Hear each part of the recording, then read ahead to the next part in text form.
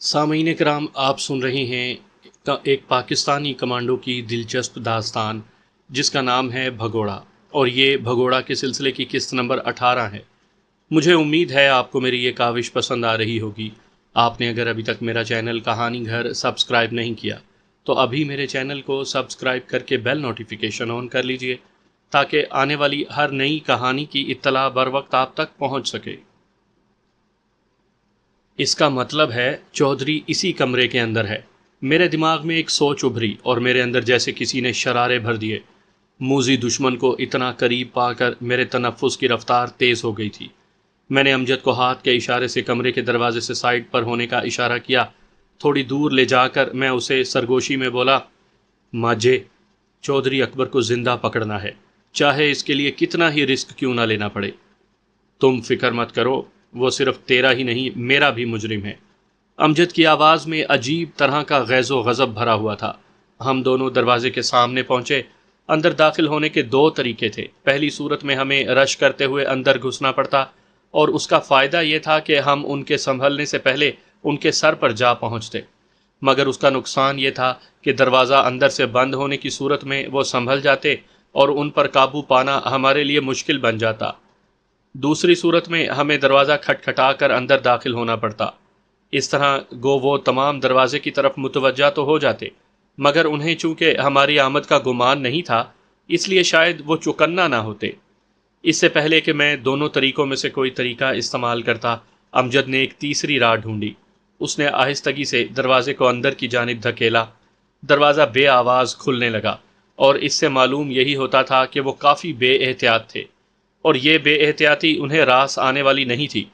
امجد نے آنکھ سے اشارہ کیا اور ہم ہتھیار سونت کر دروازے کو اپنے کندھے سے دھکیلتے اندر داخل ہو گئے۔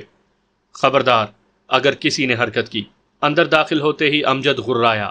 کمرے کے اندر 4 بندے فرش پر چٹائی بچھائے تاش کھیلنے میں مشغول تھے۔ ہتھیار ان کے قریب ہی دیوار کے سہارے کھڑے تھے، جبکہ 5واں بندہ چارپائی پر لیٹا پستول کے ساتھ کھیل رہا تھا۔ تاش کھیلنے والے چاروں تو اپنی جگہ ساکت بیٹھے رہے، مگر چارپائی پر لیٹے ہوئے شخص نے بجلی کسی صورت سے پستول والا ہاتھ سیدھا کرتے ہوئے امجد کی جانب فائر داغ دیا۔ گولی امجد کے بازو میں لگی۔ اس کا ہاتھ سیدھا ہوتے دیکھ کر مجھے خطرے کا احساس ہو گیا تھا، اس لیے میں نے بھی کلاشنکوف کا ٹریگر دبا دیا۔ میری چلائی ہوئی دونوں گولیاں اس کے سر سے پار گزر گئی تھیں۔ وہ مزید کوئی فائر کیے چارپائی پر تڑپنے لگا۔ میں نے جلدی سے اپنی گن کا رخ زمین پر بیٹھے ہوئے افراد کی جانب کر دیا، مگر انہوں نے حرکت کرنے کی کوئی کوشش نہیں کی تھی۔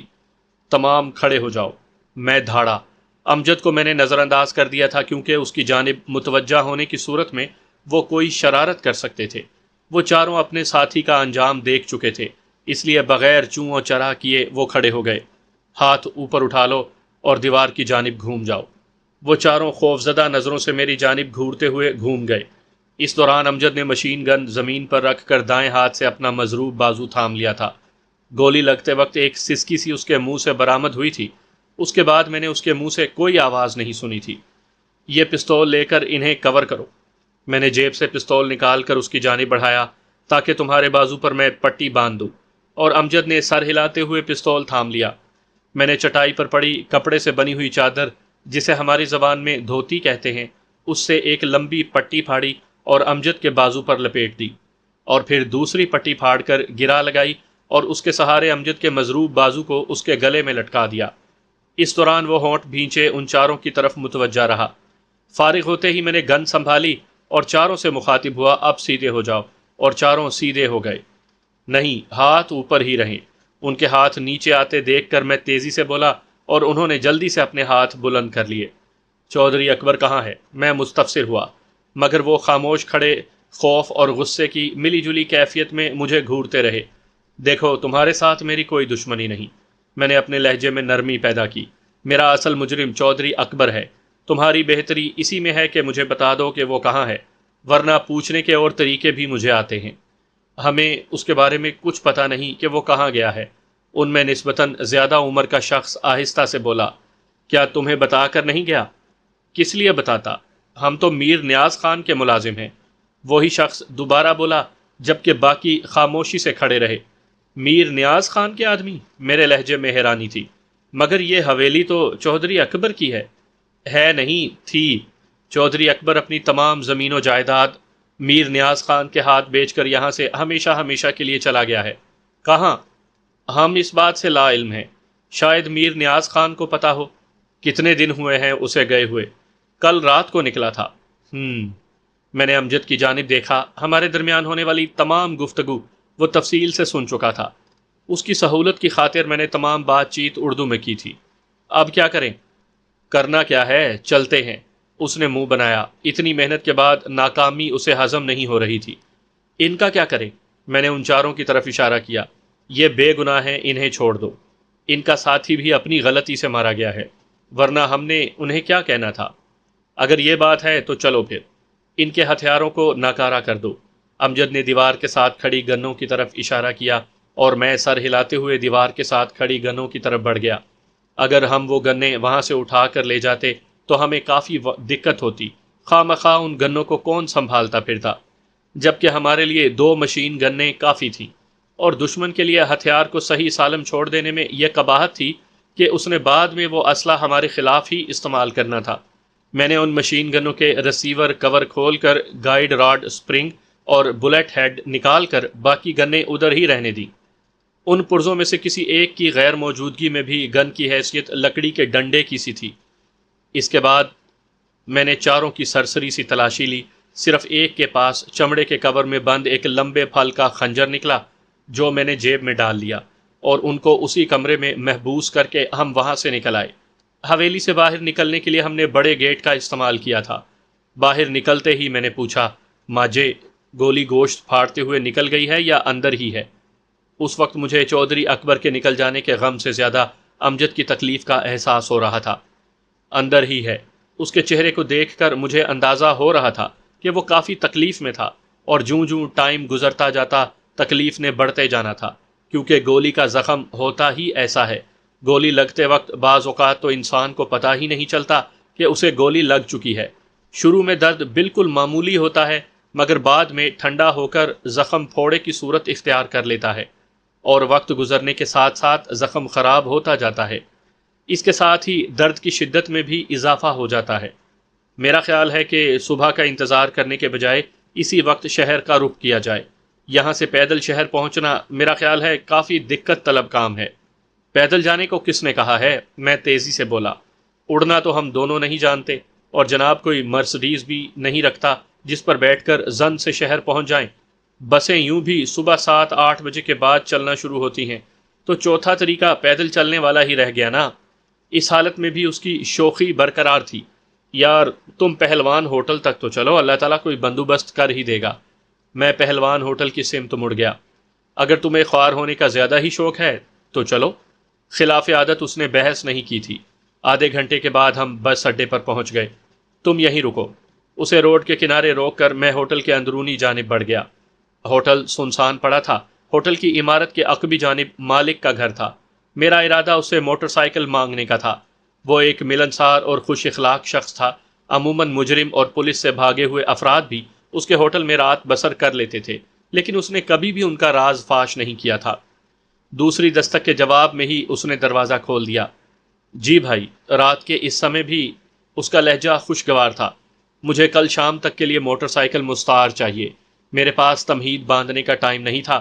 میرا ساتھی زخمی ہے اور اسے شہر تک لے جانا ہے۔ دیر ہونے کی صورت میں زخم بگڑنے کا اندیشہ ہے۔ وہ مستفسر ہوا، آپ کا نام پتہ جان سکتا ہوں؟ نام عمر جان اور تعلق رحمان خیل سے ہے۔ عمر جان؟ جی، عمر جان ولد ہاشم جان مرحوم۔ پچھلے دنوں ہی میرے گھر کو آگ لگی تھی جس میں او اچھا، اس نے قطع کلامی کی۔ آپ غالباً فوجی ہیں؟ جی۔ اچھا، 1 منٹ ٹھہرو، میں موٹر سائیکل لے کر آتا ہوں۔ یہ کہہ کر وہ مڑ گیا اور چند لمحوں کے بعد موٹر سائیکل کے ہمراہ لوٹا۔ یہ لو پتر، اور ایک زحمت بھی دوں گا۔ میں نے اپنے کندھے سے لٹکتی ہوئی دونوں کلاشن کوفیں اس کی سمت بڑھائیں۔ اگر یہ بھی اپنے پاس رکھ لیں، موٹر سائیکل واپس کرتے وقت آپ سے لے لوں گا۔ ہاں کیوں نہیں۔ یہ کہہ کر اس نے دونوں گنیں پکڑ لیں۔ میں موٹر سائیکل سٹارٹ کر کے اسے خدا حافظ کہتے ہوئے چل پڑا۔ امجد بے چینی سے ٹہل رہا تھا۔ موٹر سائیکل اس کے قریب روک کر میں نے کہا، بیٹھو۔ اس نے بیٹھ کر پوچھا، یہ کہاں سے چرا لائے ہو؟ پہلوان چاچا سے مانگا ہے۔ ہوٹل کے مالک پہلوان کی بات کر رہے ہو نا؟ ہاں۔ اس سے کب واقفیت پیدا کر لی؟ واقفیت بات نہیں یار، میں نے موٹر سائیکل آگے بڑھائی۔ پہلوان ہے ہی بہت ملنسار اور لوگوں کے کام آنے والا، وہ تو مجھے جانتا ہی نہیں۔ میں نے یوں ہی ایک امید کے تحت اس سے درخواست کی اور اس نے بغیر ہچکچاہٹ کے موٹر سائیکل میرے حوالے کر دی۔ بڑی بات ہے یار، بغیر واقفیت کے اتنا تعاون۔ ہاں یار، ایسے ہی لوگوں کے دم قدم سے تو دنیا قائم ہے۔ جواباً امجد خاموش رہا۔ راستے میں نہر کے پل پر موٹر سائیکل روک کر میں نے کہا، میر نیاز خان کے بندوں کی کلاشن کوفوں سے نکالے ہوئے پرزے نہر میں پھینک دے۔ اور امجد نے اپنے دائیں ہاتھ میں پکڑا ہوا شاپر نہر میں اچھال دیا اور میں نے موٹر سائیکل آگے بڑھا دی۔ راستے میں اکا دکا ٹرکوں کے علاوہ ہمیں کوئی گاڑی نہ ملی۔ گو سردیاں اپنے اختتام پر تھیں، لیکن اس ٹائم موٹر سائیکل پر ہمیں ٹھنڈ محسوس ہو رہی تھی۔ گھنٹے بھر کے بعد ہم شہر کے مضافات میں داخل ہو گئے۔ جانو صاحب، اس وقت تو کوئی ڈاکٹر ہمیں دستیاب نہیں ہوگا۔ بالفرض کوئی مل گیا تب بھی اس نے بغیر پولیس کی اجازت کے میرا علاج نہیں کرنا۔ اس کے لہجے میں تشویش کا عنصر نمایاں تھا۔ اللہ خیر کرے گا یار، کوئی نہ کوئی ڈاکٹر تیرا علاج کرنے کے لیے تیار ہو ہی جائے گا انشاءاللہ۔ یہ کہہ کر اس نے سر میرے کندھے پر ٹکا دیا۔ مجھے پتا تھا کہ زخمی حالت میں موٹر سائیکل جیسی بے آرام سواری اس کی تکلیف بڑھا رہی تھی، لیکن اس کے علاوہ چارہ بھی تو کوئی نہیں تھا۔ میں نے رسٹ واچ پر نگاہ دوڑائی۔ صبح کے 5 بج رہے تھے۔ مساجد سے اذان کی مقدس آوازیں بلند ہونے لگیں۔ لاری اڈے سے ملحقہ ہوٹلوں پر صبح کے ناشتے کی اشتہا انگیز خوشبو اٹھ رہی تھی۔ راستے میں اس ہسپتال کو میں نے دانستہ نظر انداز کر دیا جس میں چچا فاضل زیر علاج تھا۔ کیونکہ اس کی انتظامیہ ہماری واقف کار تھی، وہاں پر میں کسی قسم کی دھونس جما کر امجد کا علاج نہیں کروا سکتا تھا۔ اس کے علاوہ بھی شہر میں 20 پرائیویٹ ہسپتال موجود تھے اور آخر ایک موزوں دکھائی دینے والے ہسپتال کے گیٹ کی جانب میں نے موٹر سائیکل موڑ دی۔ ڈاکٹر خورشید صاحب موجود ہوں گے؟ میں نے ہسپتال کے باہر لٹکتے ہوئے ایڈورٹائزنگ بورڈ پر ڈاکٹر کا نام پڑھ کر چوکیدار سے پوچھا۔ ڈاکٹر صاحب تو صبح 10 بجے کے بعد ہی مل سکیں گے۔ اس نے نفی میں سر ہلایا۔ البتہ ڈاکٹر صاحب کی بھانجی ڈاکٹر شہلا بی بی ہسپتال میں ہی رات گزارتی ہیں۔ ایمرجنسی کی صورت میں وہی مریض چیک کرتی ہیں۔ شکریہ بھیا، ہم اسی سے مل لیتے ہیں۔ میں نے موٹر سائیکل گیٹ کے ساتھ بنی پارکنگ میں کھڑی کر دی۔ چوکیدار نے فقط سر ہلانے پر ہی اکتفا کیا تھا۔ موٹر سائیکل لاک کر کے ہم ہسپتال کی اندرونی جانب بڑھ گئے۔ ریسیپشنسٹ ہمیں ٹیبل پر سر ٹیکے سوتا ہوا نظر آیا۔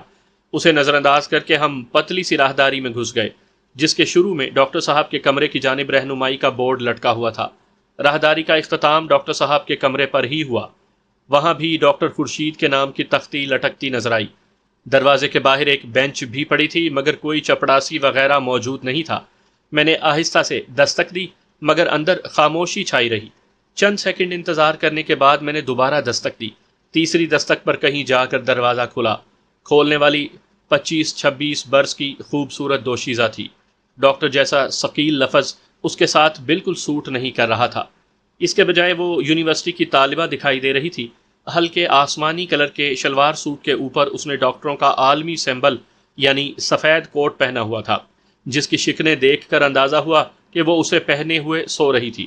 اس کی آنکھیں نیند کا خمار لیے ہوئے تھیں۔ میرے ذہن میں کسی شاعر کا شعر گونجا، اس کی آنکھوں میں سرخ دھاگے ہیں، رات کس کے نصیب جاگے ہیں۔ اس سے پہلے کہ اس کے باقی اعضاء کو دیکھ کر مزید اشعار کا نزول ہوتا، وہ اپنی دلکش آواز میں مستفسر ہوئی، جی ڈاکٹر صاحبہ، ہم معذرت خواہ ہیں، ایمرجنسی میں آپ کو زحمت دینی پڑی، مگر آپ لوگ براہ راست میرے پاس کیسے آ گئے؟ اس کی آواز میں ہلکی سی ناگواری تھی۔ سلیم کہاں ہے؟ سلیم سے شاید اس کی مراد استقبالیہ کلرک تھا۔ وہ سویا ہوا تھا، ہم نے اسے اٹھانا مناسب نہ سمجھا۔ میں نے جلدی سے وضاحت کی، یہ اس کی ڈیوٹی بنتی ہے، بہرحال اندر آ جاؤ۔ وہ دروازے سے پیچھے ہٹ گئی۔ ہم دونوں اندر داخل ہوئے۔ وہ ایک شاندار آفس تھا، کونے میں صوفہ سیٹ لگا ہوا تھا، شاید ڈاکٹر اپنے مہمانوں وغیرہ کو وہیں بٹھا کر اٹینڈ کرتا تھا۔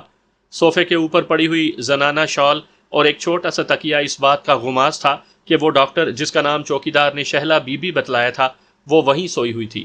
ڈاکٹر کی کرسی سنبھال کر اس نے سامنے پڑے بینچ کی طرف اشارہ کر کے ہمیں بیٹھنے کا اشارہ کیا۔ شکریہ، یہ کہہ کر ہم دونوں اکٹھے بیٹھ گئے۔ ہاں کیا؟ اوہو، یہ تو بہت زیادہ بلیڈنگ ہو رہی ہے۔ مسئلہ پوچھتے پوچھتے اچانک اس کی نظر امجد کے بازو کی طرف اٹھ گئی اور کریم کلر کے کپڑوں پر لگا ہوا خون واضح نظر آ رہا تھا۔ پٹی خون سے تر بتر ہو گئی تھی۔ وہ بے اختیار اپنی جگہ سے اٹھ کر امجد کی جانب بڑھی۔ کیا ہوا اسے؟ میں جواباً بولا، گولی لگی ہے۔ کیا؟ وہ ٹھٹک کر رک گئی۔ سوری بھائی، یہ پولیس کیس ہے۔ مس پلیز، میں ملتجی ہوا۔ آپ تو پولیس سے واقف ہیں کہ شریف شہریوں کے ساتھ اس کا برتاؤ کیسا ہوتا ہے۔ سوری مسٹر، یہ میرا درد سر نہیں۔ ویسے بھی شریف شہری ان گولیوں والے کھاتے میں نہیں پڑتے۔ آپ دیکھ رہی ہیں کہ میرا ساتھی کافی تکلیف میں ہے۔ پولیس کے آتے آتے اس کا کام تو ہو جائے گا، پہلے ہی کافی خون بہہ چکا ہے۔ یہ بات آپ کو پہلے سوچنی چاہیے تھی، وہ حتمی لہجے میں بولی۔ اب آپ تشریف لے جا سکتے ہیں۔ ڈاکٹر صاحبہ، میں منہ مانگا معاوضہ دینے کے لیے تیار ہوں۔ میں نے اسے شرافت سے منانے کے لیے آخری کوشش کی۔ مسٹر، میرا خیال ہے تم بے عزت ہونا چاہتے ہو، وہ تلخی سے بولی۔ آپ کو ایک مرتبہ کہہ دیا کہ اس کلینک میں پولیس کیس پولیس کی مرضی کے بغیر ہینڈل نہیں کیا جاتا، تو آپ کو سمجھ جانا چاہیے۔ آپ کو بھی سمجھنا چاہیے۔ میں کھڑا ہو گیا۔ کیا؟ وہ حیرانی سے مستفسر ہوئی۔ یہی کہ آپ جوان ہیں اور شاید کنواری بھی ہیں، جبکہ میں اپنے ساتھی سے بہت زیادہ محبت کرتا ہوں۔ اگر اسے کچھ ہو گیا تو آپ شاید کسی کو منہ دکھانے کے قابل بھی نہ رہیں۔ یہ الفاظ کہتے ہوئے میں نے اپنی جیب سے پستول نکال کر ہاتھ میں پکڑ لیا تھا۔ میری بات سنتے ہی اس کے خوبصورت رخ پر چھائی بیزاری خوف سے بدل گئی تھی۔ تو تم دھمکی دے رہے ہو؟ وہ غیر محسوس انداز میں دروازے کی طرف کھسکنے لگی۔ میں نے جست لگا کر اس کی پیش قدمی کو روکا اور اس کے ملائم بازو سے پکڑ کر جھٹکا دیتے ہوئے بولا، میں دھمکی نہیں دے رہا، اپنے کہے پر عمل کر کے بھی دکھا سکتا ہوں۔ اس سے پہلے کہ وہ کچھ بولتی، اچانک امجد بینچ سے اٹھ کر ہماری طرف بڑھتے ہوئے بولا، جانو گندے، کیا کر رہے ہو؟ یہ ڈاکٹر ہے، عوام کی خدمت گار، چھوڑو اسے۔ اس نے میری چھاتی پر ہاتھ رکھ کر پیچھے کی طرف دھکا دیا۔ اگر میں 3-4 گھنٹوں میں نہیں مرا تو مزید 3-4 گھنٹے بھی گزار لوں گا۔ مگر میں نے ڈاکٹر کا بازو چھوڑ کر اسے کچھ کہنا چاہا۔ چھوڑو اگر مگر کو، اس نے قطع کلامی کی، چلو باہر۔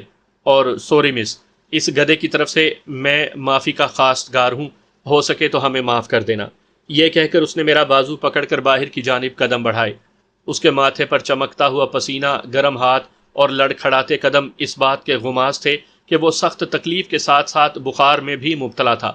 میں نے بھی بادل نخواستہ اس کے ہمراہ قدم بڑھائے، پستول واپس جیب میں ڈال کر اپنا بازو امجد کی کمر میں اسے سہارا دینے کے لیے ڈال لیا۔ امجد کی جھڑکی سن کر میں نے دانستہ ڈاکٹر شہلا کی جانب دیکھنے سے گریز کیا تھا۔ ہم بمشکل دروازے تک ہی پہنچے تھے کہ اس نے آواز دی، سنیے۔ میں نے رک کر اس کی جانب دیکھا۔ وہ نظریں جھکاتے ہوئے بولی، اسے لے آؤ، میں دیکھ لیتی ہوں۔ غیرت کا تقاضا تو یہی تھا کہ ہم اس کی پیشکش کو ٹھکرا دیتے۔ ایک دفعہ وہ ہمیں دھتکار چکی تھی، مگر مسئلہ امجد کا تھا۔ اگر اس کی جگہ میں خود ہوتا تو شاید واپس نہ پلٹتا۔ اپنوں کی تکلیف انسان کو اپنی ذات کی تکلیف سے زیادہ گھائل کر دیتی ہے۔ مجھ سے امجد کی تکلیف برداشت نہیں ہو رہی تھی، اسی لیے میرے آگے بڑھتے ہوئے قدم رک گئے۔ امجد میرے مزاج سے خوب واقف تھا، مجھے رکتے دیکھ کر بولا، جانو رکنے کی کوئی ضرورت نہیں، شہر میں 20 کلینک موجود ہیں، ہمیں اس کی ہمدردی کی بھیک نہیں چاہیے۔ مجھے پتا تھا کہ وہ یہ سب کچھ میری وجہ سے کہہ رہا تھا، اور اپنی جھوٹی انا کی خاطر میں اسے خوار نہیں کر سکتا تھا۔ نہیں ماجے، میں تیری فضول بات نہیں مان سکتا۔ یہ کہہ کر میں نے اسے بازو سے پکڑ کر کمرے کی جانب کھینچا اور وہ گویا بادل نخواستہ میرے ساتھ واپس چل پڑا۔ اس کی بات سن کر ڈاکٹر شہلا کے چہرے پر ندامت کے آثار پیدا ہو گئے تھے، اور اس عالم میں وہ پہلے سے بھی زیادہ دلکش لگنے لگی تھی۔ امجد کے بینچ پر بیٹھتے ہی وہ مستفسر ہوئی، گولی بازو کے اندر ہے یا؟ جی، بازو کے اندر ہی ہے، میں جواباً بولا، جبکہ امجد ہونٹ بھینچے خاموش بیٹھا رہا۔ اس کا مطلب ہے آپریشن کرنا پڑے گا، پلیز اسے اندر لے آؤ۔ اس نے دفتر سے ملحقہ ایک کمرے کا دروازہ کھولا جو شاید آپریشن روم تھا، اور اندر جا کر میرے اندازے کی تصدیق ہو گئی۔ وہ واقعی ایک چھوٹا سا آپریشن تھیٹر تھا۔ کمرے کے وسط میں بنے ہوئے اونچے سے بیڈ پر امجد کو لٹا کر میں اس کی جانب متوجہ ہو گیا۔ ابھی آپ باہر تشریف لے جائیں اور دفتر میں بیٹھ کر میرا انتظار کریں۔ اگر میں آپ کا ہاتھ بٹا، میں نرس کو بلا لیتی ہوں۔ شکریہ، وہ قطع کلامی کرتے ہوئے بولی، اور میں اسبات میں سر ہلاتا ہوا آپریشن تھیٹر سے نکل آیا۔ امجد کی طرف سے اطمینان ہوتے ہی میری ذہنی رو چودھری اکبر کے پیچھے بھٹکنے لگی۔ پولیس اور میرے بدلہ لینے کے خوف سے وہ علاقہ چھوڑ گیا تھا۔ اس کی تلاش مجھے دنیا کا سب سے مشکل کام نظر آ رہا تھا۔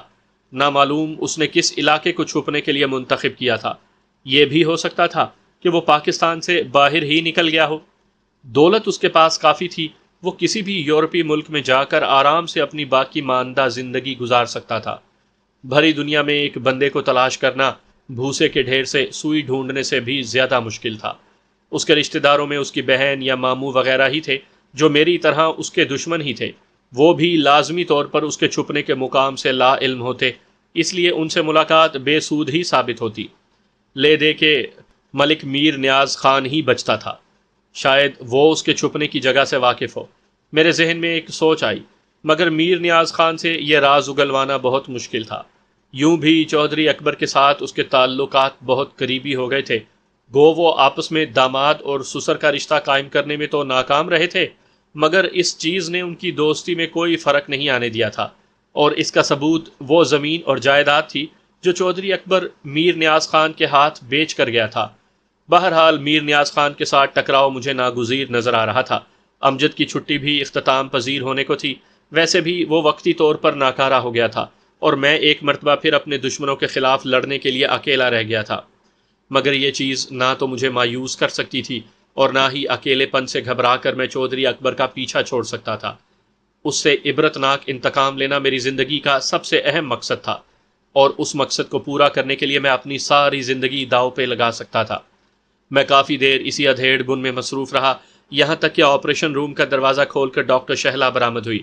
مسٹر، آپ کے ساتھی کو روم نمبر 5 میں منتقل کر دیا ہے، فی الحال وہ بے ہوش ہے، 4-5 گھنٹوں کے بعد میں ہوش میں آ سکے گا۔ آپ بے شک ویٹنگ روم میں بیٹھ کر اس کا انتظار کر لیں، چاہے گھر چلے جائیں اور بعد میں واپس آ جائیں، یہ آپ کی مرضی ہے۔ ویسے اب وہ خطرے سے باہر ہے، اور اللہ کا شکر ہے کہ اس کی بازو کی ہڈی محفوظ رہ گئی، گولی صرف گوشت کو ہی نقصان پہنچا سکی ہے، البتہ ٹیمپریچر اس کا کافی زیادہ تھا، امید ہے تھوڑی دیر تک نارمل ہو جائے گا۔ بہت بہت شکریہ ڈاکٹر صاحبہ، اور امید ہے میری گستاخی کو آپ نے نظر انداز کر دیا ہوگا، مگر پھر بھی میں اپنے رویے کی معافی چاہوں گا۔ اٹس اوکے، وہ مسکراتے ہوئے بولی، میں جانتی ہوں کہ وہ صرف پریشانی کا رد عمل تھا، میں نے بھی تو سختی سے انکار کر دیا تھا، البتہ یہ اور بات ہے کہ وہ انکار میری مجبوری تھی۔ ویسے اگر آپ مائنڈ نہ کریں تو کیا میں پوچھ سکتا ہوں کہ اب وہ مجبوری کہاں گئی؟ وہ ایک لمحے کے لیے سوچ میں پڑ گئی، پھر آہستہ سے بولی، دراصل یہ میرے ماموں کا حکم ہے کہ اس طرح کا کوئی کیس ہینڈل نہیں کرنا۔ اب بھی میں نے اس نرس کو 3-4 دن کی رخصت پر بھیج دیا ہے جس نے آپریشن کے دوران مجھے اسسٹ کیا ہے، کیونکہ ماموں کو میں نے تمہارے ساتھی کو گولی لگنے کی بات نہیں بتانی، بلکہ اسے کہوں گی کہ موٹر سائیکل سے گرنے کی وجہ سے اس کے بازو میں ایک نوکیلا پتھر لگ گیا تھا، اور یہی التجا میں آپ سے بھی کروں گی کہ اس طرح کی کوئی بھی بات ماموں جان کے سامنے نہیں کرنی۔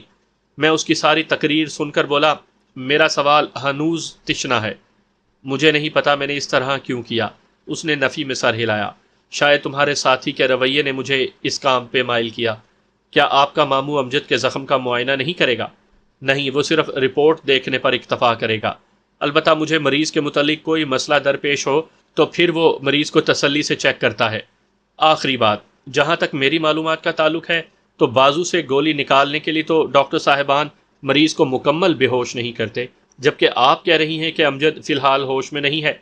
صحیح کہا آپ نے، مسٹر امجد کے بازو سے گولی نکالنے کے لیے بھی میں نے صرف اس کے بازو کو سون کیا تھا، لیکن اس کے بعد اسے سلانے کے لیے سکون آور انجیکشن لگایا ہے جس کے زیر اثر وہ 4-5 گھنٹے نیند لے لے گا۔ اوکے، بہت بہت شکریہ ڈاکٹر صاحبہ، فی الحال میں چلتا ہوں، آپ کی فیس بھی انشاءاللہ واپس آ کر ادا کروں گا، کیونکہ آتے وقت میں عجلت میں پیسے ساتھ نہیں لا سکا تھا۔ کوئی بات نہیں، مجھے کھڑا ہوتا دیکھ کر وہ بھی کھڑی ہو گئی۔ اگر آپ دوبارہ بھی پیسے نہ لائیں تو مجھے خوشی ہوگی، کیونکہ مسٹر امجد کا علاج میں پیسوں کی خاطر نہیں کر رہی۔ پھر کس لیے کر رہی ہیں؟ انسانی ہمدردی کے تحت۔ باقی مریض کیا اس ہمدردی کے مستحق نہیں؟ مریض تمام ہمدردی کے مستحق ہوتے ہیں، وہ وضاحت کرتے ہوئے بولی، لیکن تمام کو اسی طرح رعایت کرتے رہیں تو خود کہاں سکھائیں گے؟ ہماری خصوصیت کی وجہ۔ آپ کا نام غالباً جانو ہے؟ نہیں، میرا نام عمر جان ہے۔ تو عمر جان بھائی، بات یہ ہے کہ آپ فیس دے دینا بس، یا اور کچھ؟ مجھے پتا چل گیا کہ وہ خفا ہو گئی ہے، مگر میں نے جتانا مناسب نہ سمجھا۔ ٹھیک ہے ڈاکٹر صاحبہ، یہ کہہ کر میں اس کے دفتر سے نکل آیا۔ ہسپتال سے باہر آ کر میں نے جیب میں پڑے ہوئے چند 100 روپیوں سے موٹر سائیکل کی ٹینکی فل کروائی اور رحمان خیل کا رخ کیا۔ سب سے پہلے گھر میں جا کر میں نے کچھ رقم اور چیک بک اٹھائی، اس کے بعد جیرے پہلوان کے ہوٹل میں جا کر موٹر سائیکل اس کے حوالے کر دی۔ بہت بہت شکریہ پہلوان چاچا، آپ کو اپنا سامان نہیں چاہیے کیا؟ مجھے مڑتا دیکھ کر وہ مستفسر ہوا۔ وہ میں بعد میں آ کر لے جاؤں گا۔ اچھا بات سنو، اس نے دائیں بائیں دیکھتے ہوئے آہستہ سے کہا۔ جی پہلوان چچا، اس کا مطمع نظر سمجھتے ہوئے میں قریب ہو گیا۔ رات رحمان خیل میں چودھری اکبر کی حویلی میں ایک بندہ قتل ہو گیا ہے، جو کہ کالی وال کے ملک میر نیاز خان کا بندہ تھا۔ آپ رات کہاں تھے؟ اپنے چچا کے پاس ہسپتال میں۔ ٹھیک ہے، وہ معنی خیز انداز میں مسکرایا۔ بہرحال اپنا خیال رکھنا پتر، تو بہت مظلوم ہے، تیرے ساتھ بہت ظلم ہوا ہے اور بدلہ لینا تیرا حق بنتا ہے۔ مہربانی پہلوان چچا۔ اس کا پرخلوص انداز دیکھ کر میں نے اس کا شکریہ ادا کیا۔ اگر موٹر سائیکل چاہیے ہو تو لیتے جاؤ، میرے پاس ایک دوسری بھی ہے۔ فی الحال تو مجھے کوئی ضرورت نہیں۔ میں نے اسے الوداعی مصافحہ کیا۔ اگر ضرورت ہوئی تو ضرور آپ کو زحمت دوں گا۔ ٹھیک ہے پتر، اللہ سونے دے حوالے۔ وہاں سے بس پکڑ کر میں شہر پہنچا اور سب سے پہلے بینک میں جا کر وہاں سے کچھ رقم نکلوائی اور پھر چچا فاضل کو ملنے کے لیے چلا گیا۔ وہ اب پہلے سے کافی بہتر تھا۔ میری زبانی سارے حالات جان کر وہ چند لمحے تو خاموش رہا، اس کے بعد خود کلامی کے سے انداز میں بولا، اس کا مطلب ہے کہ چودھری اکبر روپوش ہو گیا ہے۔ کوئی بات نہیں، کوئی بات نہیں، مل جائے گا۔ چھپ نہیں سکتا، زیادہ دیر تک چھپ نہیں سکے گا۔ ویسے یہ میر نیاز خان وہی ہے نا، کالی وال کا ملک؟ جی، میں مختصراً بولا۔ چچا فاضل نے ہنکارا بھرا۔ چلو میں اس سے بات کروں گا، شاید وہ بتانے پر راضی ہو جائے۔ نہیں چچا، میں نے انکار میں سر ہلایا۔ اس سے بات کرنے کے لیے آپ کو کالی وال جانا پڑے گا، کیونکہ وہ تو یہاں آنے سے رہا، اور کالی وال اس وقت تک نہیں جا سکتے جب تک آپ اپنے پاؤں پر نہیں کھڑے ہو جاتے، اور بالفرض وہاں پر چلے بھی جاتے ہیں تب بھی اس نے چودھری کا پتہ نہیں بتانا، کیونکہ ان دونوں کے آپس میں بہت گہرے تعلقات تھے۔ اس لیے آپ بے فکر رہیں، میں خود اس سے نبٹ لوں گا۔ میری بات پہ چچا فاضل غیر متوقع طور پر خاموش رہا۔ مزید کچھ دیر ان کے ساتھ گپ شپ کرنے کے بعد میں نے ان سے اجازت لی، کیونکہ امجد کو دیکھنے بھی جانا تھا۔ وہاں سے سیدھا میں امجد کے ہسپتال میں پہنچا۔ وہ اس وقت تک ہوش میں آ چکا تھا اور کافی بہتر محسوس کر رہا تھا۔ میں اس کے پاس بیٹھا گپ شپ میں مشغول تھا کہ ڈاکٹر شہلا اندر داخل ہوئی۔ اب طبیعت کیسی ہے؟ امجد کے بیڈ کے نزدیک پہنچتے ہی وہ مستفسر ہوئی۔ بہت بہتر ڈاکٹر صاحبہ، امجد کے لہجے سے شہد ٹپک رہا تھا۔ گڈ، یہ کہہ کر اس نے امجد کی کلائی تھام لی۔ نبض وغیرہ چیک کرنے کے بعد اس نے امجد کے سرہانے تپائی پر پڑی فائل پر کچھ ضروری مندرجات لکھے اور کہا، مسٹر امجد، آپ کو مزید 2 دن ہمارا مہمان بن کر رہنا پڑے گا، اس کے بعد آپ کو رخصت کریں گے انشاءاللہ۔ میں جلدی سے بولا، اور عمر جان صاحب پلیز جاتے وقت اپنا ایڈریس نوٹ کرواتے جانا اور فیس بھی یاد سے ادا کر دینا۔ یہ کہتے ہوئے اس کے ہونٹوں پر معنی خیز مسکراہٹ ابھری۔ ایڈریس کیا ڈاکٹر صاحبہ؟ عمر جان سکنہ رحمان خیل لکھ دیں، باقی تحصیل اور ضلع تو ہمارا بھی وہی ہے جو آپ کا ہے، اور فیس ادا کرنے کی پوزیشن میں فی الحال ہم نہیں ہیں۔ میں نے اسے چھیڑتے ہوئے کہا، رحمان خیل؟ اس کے چہرے پر حیرت انگیز تاثر ابھرا۔ آپ دونوں کا تعلق رحمان خیل سے ہے؟ یوں ہی سمجھیں، میں اس کے چہرے پر چھائی حیرت کو نہیں سمجھ سکا تھا۔ ویسے آپ کو حیرانی کیوں ہوئی؟ کیونکہ میرا تعلق بھی رحمان خیل سے ہے، میں چودھری انور مرحوم کی بیٹی ہوں۔ کیا؟ اس مرتبہ حیران ہونے کی باری میری تھی۔ میں بے ساختہ اٹھ کر کھڑا ہو گیا۔ امجد کے چہرے پر بھی اس کی بات سن کر عجیب سے تاثرات چھا گئے تھے۔ خیر تو ہے؟ ہماری حیرانی کو دیکھتے ہوئے وہ بے ساختہ مستفسر ہوئی، مگر ہم خاموش ہی رہے۔ ایک دفعہ تو میرے اندر سخت ابال سا اٹھا۔ سانپ کا بچہ سپولیا ہی ہوتا ہے، اسی ناطے تیرے سامنے ڈاکٹر نہیں بلکہ ناگن کھڑی ہے، سر کچل دو اس کا۔ اس کے بھائیوں نے بھی تو تیرے بھرے پورے گھر کو قبرستان بنا دیا ہے، تم بھی بدلے کی ابتدا ان کی بہن کا گلا کاٹ کر شروع کرو۔ میرے ذہن میں گونجنے والی آواز میرے ہمزاد کی تھی، مگر پھر میرا ضمیر اپنے دلائل کے لیے آن وارد ہوا۔ نہیں عمر جان، یہ بے قصور ہے، اور اس کا بھائی تو خود اس کی جان کے در پہ ہے۔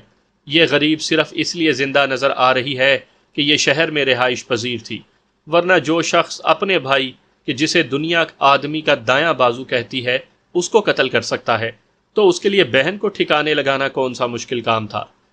آپ لوگ چپ کیوں ہو گئے؟ وہ ہماری خاموشی سے پریشان سی ہو گئی تھی، مگر اس مرتبہ بھی ہم دونوں نے اسے جواب دینے کی ضرورت محسوس نہ کی اور اپنی سوچوں میں ہی ڈوبے رہے۔ وہ باری باری ہم دونوں کے چہروں کا جائزہ لیتے ہوئے ایک مرتبہ پھر بولی، میری کوئی بات بری لگ گئی کیا؟ نہیں مس، ایسی کوئی بات نہیں۔ اس مرتبہ امجد نے آہستہ سے کہا، آپ اگر محسوس نہ کریں تو ہمیں کچھ دیر کے لیے تنہا چھوڑ دیں۔ اور وہ حیرانی اور خفگی کے ملے جلے تاثرات لیے کمرے سے نکل گئی۔ اس کے جانے کے بعد بھی ہم کافی دیر خاموش بیٹھے رہے۔ آخرکار خاموشی کو میں نے ہی توڑا۔ یہ بے قصور ہے ماجے، میرے گھر والوں کے ساتھ ہونے والی زیادتی میں اس کا کوئی ہاتھ نہیں۔ اس غریب کو تو شاید یہ بھی پتہ نہ ہو کہ ہاشم جان کے گھر کو آگ لگانے والے اس کے بھائی ہیں، بلکہ یہ بیچاری تو خود اس ناگ کی ڈسی ہوئی ہے، یہاں تک کہ وہ اس کے حصے کی جائیداد بھی بیچ کر نکل گیا۔ میری بات سن کر امجد کے چہرے پر خوشی کی چمک ابھری، مگر جب وہ بولا تو اس کا لہجہ بالکل مختلف تھا۔ نہیں جانوں، یہ اتنی آسانی سے معاف کیے جانے کی حقدار نہیں۔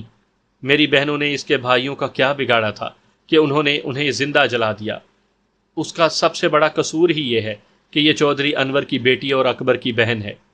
امجد کے لہجے میں چھپے غیظ و غضب سے حقیقتاً یہی محسوس ہو رہا تھا جیسے اس کی سگی بہنوں کو جلا دیا گیا ہو، اور اس کے جذبات کی یہ شدت دیکھ کر مجھے اس کی دوستی پر فخر محسوس ہونے لگا۔ امجد، یہ غلط ہے میرے بھائی، سچا گنڈا پور عورتوں پر ہاتھ نہیں اٹھایا کرتا۔ اللہ کے بندے، میں نے تو خاتون جیسی عورت کو معاف کر دیا جو براہ راست اس حادثے میں ملوث تھی۔ یہ غریب تو شاید اصل واقعے سے بھی لا علم ہو۔ آپ کو حرکت کرنے کی کوئی ضرورت نہیں۔ امجد اپنی بات پر ڈٹا رہا۔ اس کا سر کچلنے کے لیے میں کافی ہوں۔ ویسے بھی میں گنڈا پور نہیں، جدون ہوں۔ میں تمہیں ایسی حرکت کرنے کی اجازت بالکل نہیں دوں گا۔ مجھے تمہاری اجازت کی ضرورت بھی نہیں۔ اس نے منہ بنایا۔ بے وقوف، وہ تیری محسن ہے، ہوا کرے۔ اگر مجھے پہلے پتہ چل گیا ہوتا تو میں ہرگز اس سے اپنا علاج نہ کرواتا۔ آخر تم اسے مارنے پر مصر کیوں ہو؟ اس کے اصرار سے زچ ہو کر میں مستفسر ہوا۔ بھائی، اسلام میں ہاتھ کے بدلے ہاتھ، کان کے بدلے کان، اسی طرح بہن کے بدلے بہن۔ اکبر نے میری بہنوں کو زندہ جلا دیا ہے، میں بھی اس کی اکلوتی بہن کو زندہ جلانے کا حق رکھتا ہوں۔ البتہ اس پر احسان کرتے ہوئے میں اتنا کر سکتا ہوں کہ زندہ جلانے کے بجائے میں اسے آسان موت کے حوالے کروں۔ امجد نے فلسفہ بگارا۔ ماجے صاحب، تو نے اسلام کی بہت غلط تعبیر کی ہے۔ میرا لہجہ طنزیہ تھا۔ اگر بہن کے بدلے بہن کی جان لینی ہے تو بدلہ تو پورا ہو گیا۔ اس کلیے کے تحت تو مارنے والے کو ہم کچھ نہیں کہہ سکتے، اور اس سے بدلہ لینے کا حق صرف مقتول کو ہی حاصل ہوگا کہ اس قاتل نے اس کی جان لی ہے، اور ہم چودھری اکبر کی ماں اور بہن کو ہلاک کر کے آسانی سے اس فرض سے سبکدوش ہو سکتے ہیں۔ کیا یہی چاہتے ہیں آپ؟ اگر یہی چاہتے ہیں تو بہت ہی غلط فیصلہ ہے تمہارا۔ بے وقوف، اسلام کا حکم جان کے بدلے جان لینے کا مطلب یہ ہے کہ جو شخص اس جرم کا مرتکب ہوا ہے اس کو جان سے مارو، اس سے خون بہا لے لو، یا سب سے بہتر ہے کہ اسے معاف کر دو۔ موخر الذکر دونوں باتیں بہرحال میرے لیے ناممکن ہیں، لیکن اس کا یہ مطلب بھی نہیں کہ میں بے گناہوں کا قتل عام شروع کر دوں۔ میں نے اس کے سامنے اپنے نقطۂ نظر کی وضاحت کی۔ اس لیے میری جان، ہم بدلہ لیں گے اور انشاءاللہ ڈٹ کر لیں گے۔ چودھری اکبر کو عبرتناک انجام سے دوچار کرنا اب میری زندگی کا مقصد ہے، اور میری زندگی کا بھی، امجد نے کہا، اور پھر آنکھیں بند کر کے اس نے سر تکیے پر ٹکا دیا۔ میں نے اس کے چہرے کو غور سے دیکھا جس پر خوشی کی چمک لہرا رہی تھی۔ ماجے، آج بڑے خوش نظر آ رہے ہو۔ جانو، ایک بہت بڑا بوجھ میرے سر سے ہٹ گیا۔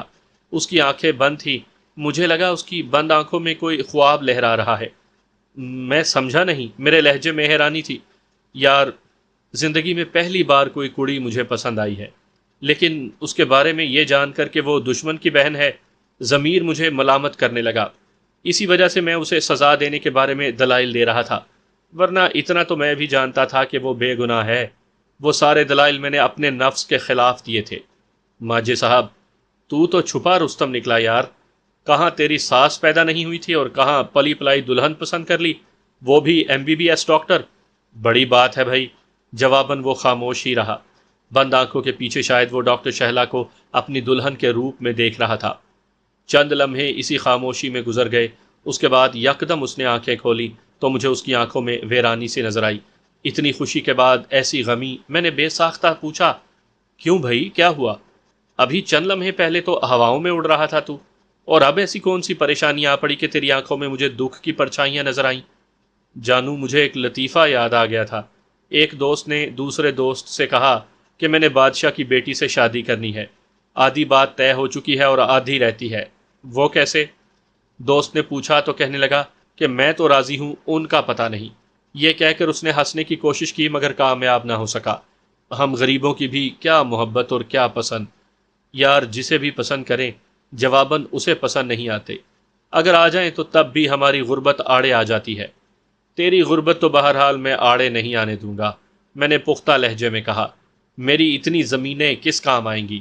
البتہ ڈاکٹر شہلا کے دل کا مجھے پتہ نہیں ہے، اس میں تیرے لیے کیا ہے، پیار یا فقط ہمدردی؟ ویسے تجھے خود اس کے رویے سے کیا محسوس ہوا ہے؟ جواباً وہ شعر پڑھ کر خاموش رہا۔ میں جسے پیار کا انداز سمجھ بیٹھا ہوں، وہ تبسم، وہ تکلم تیری عادت ہی نہ ہو۔ کچھ کر لیں گے یار، میں زیر لب مسکرایا۔ ابھی سے اتنے غمگین اشعار پڑھنے کی ضرورت نہیں، ویسے بھی اس نے میر نیاز خان کے بیٹے گلریز خان سے شادی کرنے سے انکار کر دیا ہے، شاید تیرے لیے مان جائے۔ اور نہیں یار، اتنا بھی غمگین نہیں ہوں، وہ سنبھل گیا۔ بہرحال چھوڑو اس موضوع کو، چودھری اکبر کے بارے میں کیا سوچا ہے؟ وہ خبیث تو بھگوڑا ہو گیا ہے۔ تم اپنی سناؤ، میرے خیال میں تمہاری چھٹی چند دن ہی کی باقی رہ گئی ہے، کیا گھر کا چکر لگانے نہیں جاؤ گے؟ ابھی تھوڑی دیر پہلے تم نے ایک بات کہی تھی۔ بجائے جواب دینے کے اس نے نئی راگنی چھیڑ دی۔ کون سی؟ میرے لہجے میں حیرانی تھی۔ یہی کہ آپ کی کافی زمینیں ہیں۔ تو پھر؟ میری حیرانی برقرار تھی۔ تو پھر ملک جانو صاحب، آپ مجھے اپنی زمینوں کا منشی مقرر کر دیں، میں نوکری کو خیر بات کہے دیتا ہوں۔ منشی کیا ماجے، تو آدھی زمینیں اپنے نام کروا لے، مگر اس کے لیے نوکری چھوڑنے کی کیا ضرورت؟ نوکری کرتے ہوئے بدلہ کیسے لوں گا؟ اس بات کی تم فکر مت کرو، ان سے میں اکیلا نبٹ لوں گا۔ فکر وہ کیوں نہ کروں؟ وہ گلوگیر لہجے میں بولا۔ تم اکیلے ہی بدلہ لینے کا حق نہیں رکھتے۔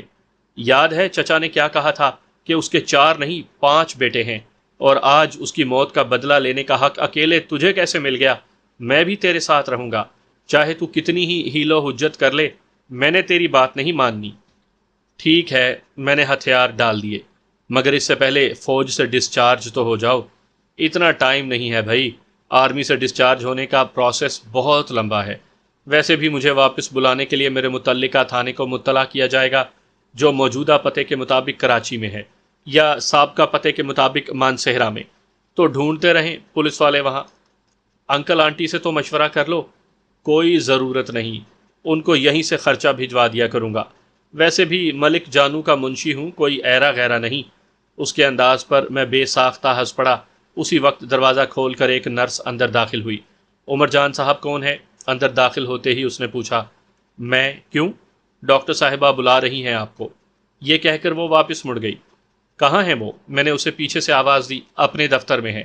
ٹھیک ہے، میں آ رہا ہوں۔ اور نرس میری بات سن کر سر ہلاتے ہوئے کمرے سے نکل گئی۔ اچھا بھائی ماجے، میں تو چلا بھابھی کے پاس، تم آرام کرو۔ پتہ نہیں کس مقصد کے لیے بلایا ہے۔ یہ بات اسے نہ کہہ دینا، اس نے مجھے تنبیہ کی۔ یہ نہ ہو کہ ہم اگلے چند منٹوں میں ہسپتال سے باہر نظر آئیں۔ اور میں ہنستا ہوا کمرے سے باہر نکل آیا۔ دفتر کے باہر ایک ادھیڑ عمر باریش شخص سٹول پر براجمان تھا۔ اس کی سوالیہ نظروں کو دیکھ کر میں نے کہا، ڈاکٹر صاحبہ نے مجھے بلایا تھا۔ جی، وہ آپ کا ہی انتظار کر رہی ہیں۔ اس نے اٹھ کر میرے لیے دروازہ کھولا، اور میں اسے شکریہ کہتے ہوئے اندر داخل ہو گیا۔ ڈاکٹر شہلا کافی بے چینی سے میری منتظر تھی۔ مجھے دیکھتے ہی وہ بے ساختہ کھڑی ہو گئی۔ میں آپ کا ہی انتظار کر رہی تھی، آئیے بیٹھیے۔ اس نے کرسی کی جانب اشارہ کیا۔ فرمائیے۔ میں نے کرسی سنبھال لی۔ عمر جان صاحب، سب سے پہلے تو میں معذرت کرنا چاہوں گی کہ مجھ سے ایک نہایت غیر اخلاقی حرکت سرزد ہوئی ہے، اور وہ ہے چھپ کر آپ دونوں کی باتیں سننے کی۔ اور اس حرکت کی وجہ آپ دونوں کی پراسرار خاموشی تھی۔ ابو جان کا نام سنتے ہی آپ کو چپ سی لگ گئی تھی، اور اس بات نے مجھے اچنبے میں ڈال دیا، اور میری یہ حیرت آپ دونوں کی گفتگو سن کر رفع ہو گئی۔ آپ کو شاید میری اس بد تہذیبی پر خفگی ہوئی ہو، جس کے لیے میں پیشگی معذرت کر چکی ہوں۔ اس کے ساتھ ساتھ میں آپ کی شکر گزار بھی ہوں کہ میرے ایک نا کردہ جرم کو آپ نے وسیع ظرفی سے معاف کر دیا، ورنہ جس شخص کے بھرے پورے گھر کو آگ لگا دی جائے، وہ انصاف اور نا انصافی اور حق اور نا حق نہیں دیکھتا، پوری دنیا سے انتقام لینے کا خواہاں ہوتا ہے۔ اور میں تو حقیقتاً آپ کے کہنے کے مطابق اس واقعے سے لا علم ہوں۔ وہ ایک لمحہ سانس لینے کے لیے رکی اور پھر گویا ہوئی۔ اور جہاں تک تعلق ہے آپ کا اکبر سے بدلہ لینے کا، جس کو بھائی کہتے ہوئے بھی مجھے شرم محسوس ہو رہی ہے، تو اس کام میں قانون کے دائرے کے اندر رہتے ہوئے آپ مجھے اپنے شانہ بشانہ پائیں گے، کیونکہ اب میری نظر میں وہ بھائی نہیں بلکہ میرے بھائی کا قاتل ہے۔ زمین اور جائیداد کے لالچ نے اس کی آنکھوں پر پٹی باندھی ہوئی ہے۔ وہ اپنے خونی رشتوں کو بھی بھلا بیٹھا ہے۔ شاید اس لالچ میں وہ مجھے اور امی جان کو بھی مارنے سے دریغ نہ کرے۔ فی الحال تو آپ دونوں کو اس سے کوئی خطرہ لاحق نہیں، کیونکہ وہ اپنی تمام زمین جائیداد کالی وال کے ملک میر نیاز خان کے ہاتھ بیچ کر کسی نامعلوم جگہ پر روپوش ہو گیا ہے، اور میرے اندازے کے مطابق وہ آپ دونوں کا حصہ بھی میر نیاز خان کے ہاتھ فروخت کر گیا ہے۔ اتنے وثوق سے آپ یہ سب کیسے کہہ سکتے ہیں؟ وہ مستفسر ہوئی۔ گزشتہ شب اسی ٹھکانے لگانے کے لیے تو ہم آپ کی حویلی میں گھسے تھے، مگر اس کے بجائے ہمارا ٹکراؤ میر نیاز خان کے آدمیوں سے ہو گیا۔ انہی کی زبانی ہمیں پتہ چلا ہے کہ اکبر پرسوں سے روپوش ہو چکا ہے اور آپ کی حویلی اور زمینیں اب میر نیاز خان کے تصرف میں ہیں، مگر وہ ہمارا حصہ کیسے فروخت کر سکتا ہے؟ یہ تو میرا اندازہ ہے۔ میں نے اپنی بات کی وضاحت کی۔ ہو سکتا ہے کہ معاملہ اس کے برعکس ہو، لیکن یہ میں بتاتا چلوں کہ اگر ایسا ہو چکا ہے تو ملک میر نیاز سے اپنی زمینیں واپس لینے کے لیے آپ کو کافی محنت کرنی پڑے گی۔ ایسا ہے تو میں کل ہی ماموں کو بھیجتی ہوں کہ وہ رحمان خیل جا کر حالات کا جائزہ لے آئیں۔ اگر ایسی ہی بات ہے جس طرح کہ آپ نے کہا ہے تو پھر لازماً ہمیں قانونی چارہ جوئی کرنی پڑے گی، اور اس سے پہلے بھی ماموں جان اکبر کے خلاف اعظم بھائی اور چھوٹے ماموں کے قتل کا مقدمہ درج کروا چکے ہیں۔ ایک مقدمہ اور صحیح۔ اوکے، پھر مجھے اجازت دیں، میں اٹھتے ہوئے بولا۔ اوفو، اس نے ماتھے پر ہاتھ مارا۔ میں بھی کتنی بے وقوف ہوں، آپ سے چائے پانی کا تو پوچھا ہی نہیں۔ کوئی بات نہیں ڈاکٹر صاحبہ، بعد میں کسی وقت صحیح۔ نہیں، آپ بیٹھیں۔ اس نے چپڑاسی کو اندر بلانے کے لیے بیل بجائی۔ اس کے اصرار کو دیکھتے ہوئے میں بادل نخواستہ بیٹھ گیا۔ جی بی بی، باریش چپڑاسی نے اندر داخل ہو کر پوچھا۔ عبدل چاچا، 2 کپ کافی تو لے آؤ۔ کیوں، کافی ٹھیک ہے نا؟ وہ چپڑاسی سے کہہ کر مجھے مخاطب ہوئی، اور میں نے مسکرا کر اسبات میں سر ہلا دیا۔ جواباً وہ بھی بے ساختہ مسکرا پڑی۔ ویسے میں اتنی بے وقوف ہوں نہیں جتنی آپ سمجھ رہے ہیں۔ میں نے کب آپ کو بے وقوف سمجھا ہے؟ میں زیر لب مسکرا دیا۔ آپ کے انداز سے تو یہی ظاہر ہوتا ہے۔ نہیں ایسی کوئی بات نہیں۔ بے وقوف آدمی ڈاکٹر کیسے بن سکتا ہے؟ میں نے اس کی بات کی تردید کی۔ اس کے بعد کافی آنے تک ہم اسی طرح کی ہلکی پھلکی گفتگو میں مصروف رہے۔ کافی پی کر میں جانے کے لیے اٹھ کھڑا ہوا۔ ابھی اجازت دو، انشاءاللہ کل گپ شپ کریں گے۔ میں نے جانے کی اجازت چاہی اور اس نے اسبات میں سر ہلا دیا۔ میں لمبے لمبے ڈگ بھرتا ہوا دروازے کے قریب پہنچا، مگر اس سے پہلے کہ میں باہر جانے کے لیے دروازہ کھولتا اس نے آواز دی، عمر جان صاحب۔ جی، میں پیچھے مڑا۔ وہ نیچے دیکھتے ہوئے بولی، اپنے دوست امجد سے کہہ دیجئے گا کہ وہ جسے پیار کا انداز سمجھ بیٹھا ہے، وہ تبسم، وہ تکلم میری عادت نہیں ہے۔ یہ کہتے ہوئے اس کے چہرے پر کوسے قضا کے رنگ لہرانے لگے۔ یہ اگر آپ اسے خود کہہ دیتی، میں شرارتی لہجے میں بولا۔ آپ کہہ دیجئے نا میری جانب سے، وہ ملتجی لہجے میں بولی۔ ٹھیک ہے بھابھی، کہتا ہوا میں دروازہ کھول کر باہر نکل گیا۔ مجھے پتا تھا کہ میری بات سن کر اس نے شرم سے اپنا چہرہ چھپا لیا ہوگا۔ میں خوشی سے سرشار امجد کے کمرے کی جانب چل دیا۔ وہ تکیے پر سر رکھے گہری سوچوں میں غرق نظر آیا۔ ماجد صاحب، آپ زندہ ہیں یا روح قفس انصری سے پرواز کر گئی ہے؟ اس کی آنکھوں کے سامنے ہاتھ لہرا کر میں نے پوچھا۔ اتنی جلدی تیری دلی خواہش پوری نہیں ہو سکتی بالغ، وہ برجستہ بولا۔ اگر یوں ہے تو جلدی سے مٹھائی کا بندوبست کرو۔ کیوں؟ وہ حیرانی سے مستفسر ہوا۔ بچہ ہوا ہے میرا کہ مٹھائی کا بندوبست کروں؟ وہ بھی ہو جائے گا اگر تو تیسری مخلوق سے نہ ہوا تو، میں ترکی بترکی بولا۔ میرا تو خیال ہے کہ آدم کی ہستی واحد ہستی تھی جس کے وجود سے اللہ تعالیٰ نے دوسرا وجود پیدا کیا تھا۔ اس کے علاوہ شاید دوسرا میں ہوں گا، وہ بھی آپ کے بقول۔ بے وقوف، میں تیری ہونے والی دلہن کا پیغام لایا ہوں۔ نامہ بروں کے لیے عاشق کیا کچھ نہیں کر دیتے، اور تو مٹھائی کھلانے میں بھی ہیلو حجت کر رہا ہے۔ کون دلہن اور کیسا پیام؟ وہ ہکلایا۔ اچھا، اب وہ کون سی ہو گئی جبکہ تھوڑی دیر پہلے پسندیدہ کڑی تھی؟ مذاق مت اڑاؤ یار، کہاں ڈاکٹر شہلا اور کہاں غریب امجد۔ بہرحال میرا کام تھا اس کا پیغام پہنچانا، اور اس نے کہلا بھیجا ہے کہ ذرا سا دھیان رکھ لینا، میری پہلی محبت ہے۔ وفا کا مان رکھ لینا، میری پہلی محبت ہے۔